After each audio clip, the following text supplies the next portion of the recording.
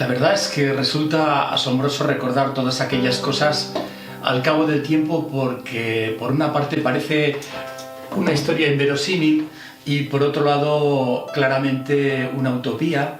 pero como en muchas ocasiones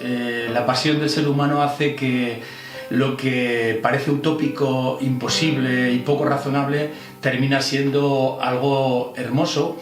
y se convierte en parte de la vida. Yo había comenzado a navegar a los 17 años, movido por la pasión y por la casualidad, y durante un tiempo viví como un nómada muy aficionado a la montaña. Había participado en varias expediciones a montañas altas, a los Andes del Perú. Había llegado al Himalaya, había hecho una travesía invernal en el norte de Escandinavia en invierno. Había pasado más de 6 meses entre Nepal, la India y Pakistán haciendo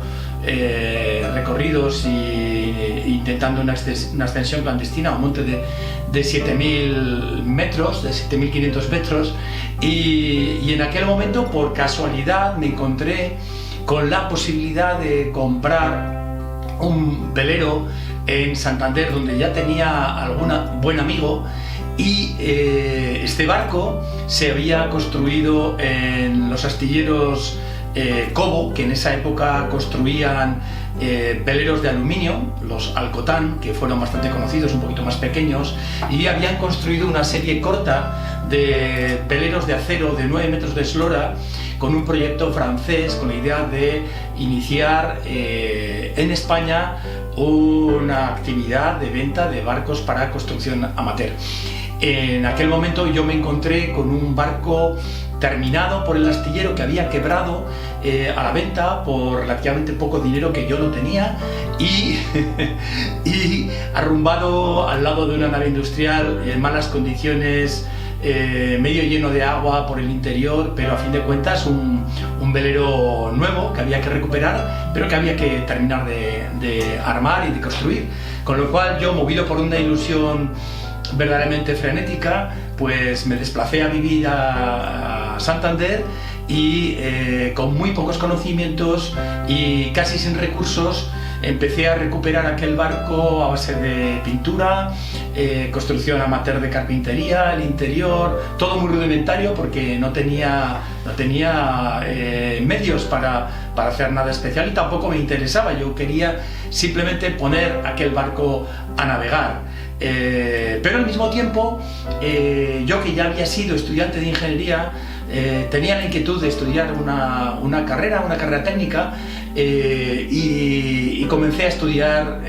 lo que fue mi carrera en la Escuela Superior de la Marina Civil de Santander, al tiempo que iba construyendo este barco. Lo gracioso del asunto es que en esta época, nada más llegar allí, en cuanto fue posible, comencé a vivir en el barco y pedí una beca que era para mí importantísima para poder sufragar los gastos de esta época universitaria, y el caso es que me la dieron, pero me la dieron con mucha sorpresa, por lo visto, porque cuando comprobaron los datos de la solicitud, vieron que se trataba de un estudiante que vivía en un puerto y que vivía a bordo de un barco. Hicieron las comprobaciones pertinentes y descubrieron que esto era cierto. Había un estudiante que venía de Navarra y que estudiaba en la Escuela de Marina Civil de Santander, en la universidad, y que vivía en un barco. Bueno, antes de eso hubo un año un poco radical, diría yo, en el que construía el interior del barco, y pasé un tiempo viviendo en una tienda de campaña que me habían regalado, bueno, que estaba a punto de tirarse a la basura, con un viejo coche, con unos 2 caballos, y con la ayuda de algún amigo, pues fuimos trabajando con mucha ilusión, y al cabo de unos meses el barco fue habitable y pudimos llevarlo al puerto, y todavía no estaba en condiciones de ser botado, pero bueno, pero ya estaba más cerca del mar. Y bueno, aquí vivía yo estudiando formalmente. Iba a la universidad, que estaba pues a 7-8 kilómetros en verano y en invierno, con mi bicicleta, y vivía en el barco. Afortunadamente tuve el ingenio de instalar una estufa de leña. El barco era de acero y por lo tanto esto no era nada problemático, una pequeña estufa de leña que le daba un cierto confort a mi vida, porque en este puerto, que en esa época estaba bastante abandonado, no había duchas con agua caliente tampoco. Cuando ya habían pasado 2-3 años, el barco por fin conseguimos botarlo, armarlo completamente, no sin dificultades, y llegó el momento de navegar. En este momento, y bueno, y en toda esta época, yo recibía con frecuencia visitas de mis amigos, también a veces de mi familia, de mi novia, que venía a verme y que pasaba unos días allí conmigo, bueno, mi novia, que luego fue mi mujer y con la que formamos una familia, y mi amigo Thierry Msika, que era una persona que yo había conocido navegando anteriormente en el Mediterráneo, una persona de mi edad con la que tengo una gran amistad y que casualmente también era marino, como yo iba a ser en poco tiempo. Y bueno, y entre los dos preparamos este primer viaje del barco, que por cierto tenía un nombre que a nosotros nos hacía mucha gracia, que se llamaba Nariz de Patata. Le pusimos este nombre porque todo este proyecto era bastante irreverente y bueno, no encajaba mal un nombre que sorprendiera a cualquiera, porque la verdad es que todo era un poco descabellado de alguna manera, ¿no? Y bastante radical, por qué no decirlo. Bueno, en el verano, creo que fue del año 1986, con el barco ya armado, pero un tanto en precario, por fin pudimos comenzar a navegar. Bueno, el barco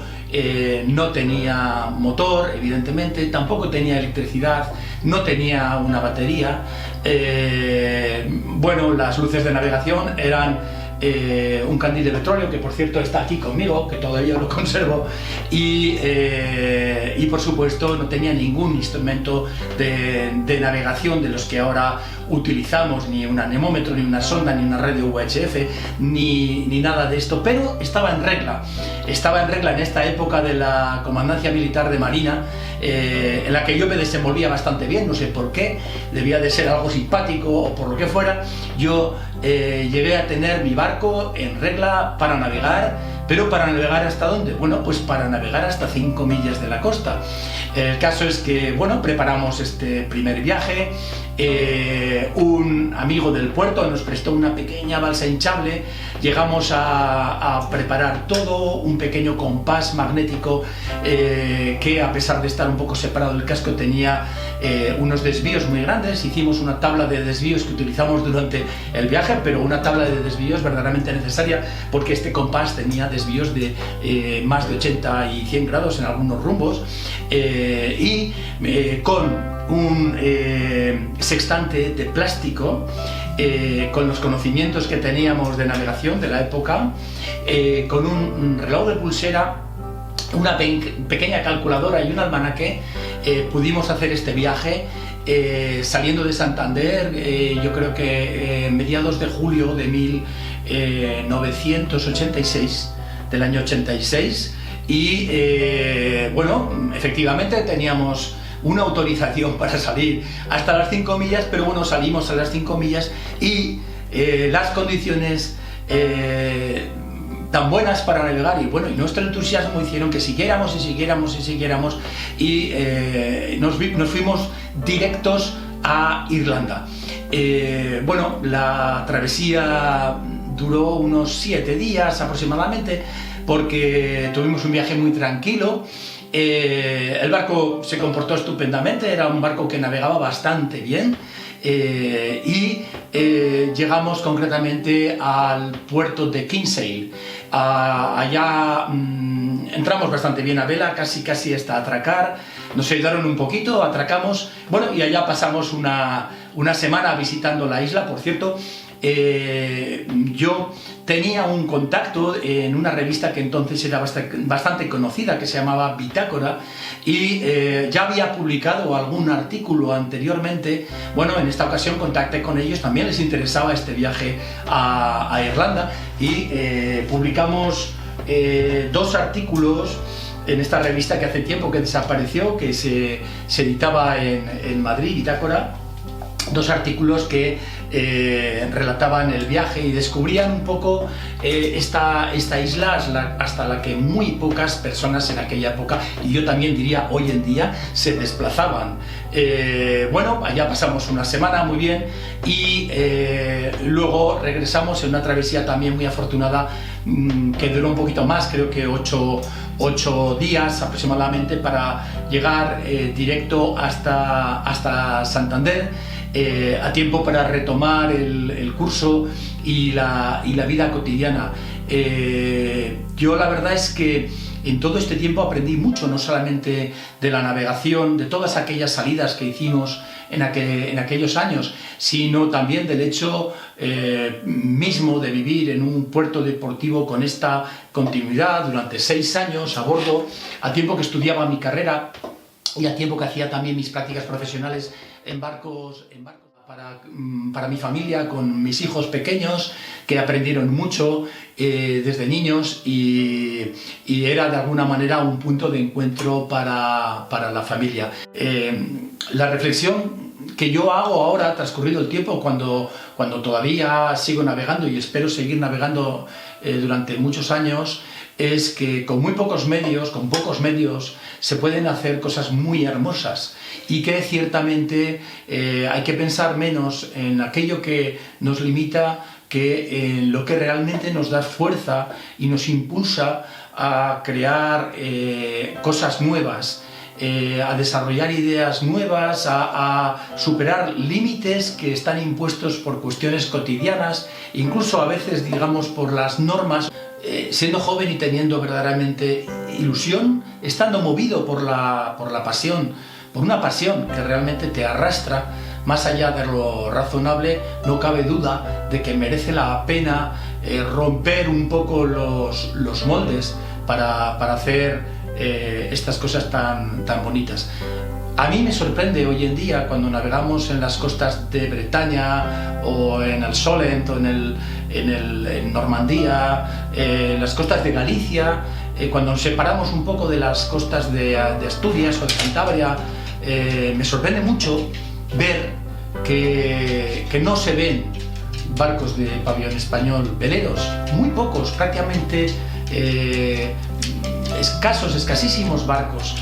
Todavía navegamos en los puertos, cerca de los puertos, nos falta todavía mucho para dejarnos arrastrar por esta pasión, tomar referencias tal vez de personas de otros países, americanos o ingleses o gente del norte o franceses, que hacen este tipo de viajes a veces tan bonitos, arriesgados, interesantes, utilizando la inspiración de viejos, antiguos libros, y haciendo, digamos, de todo lo conocido algo a nuestra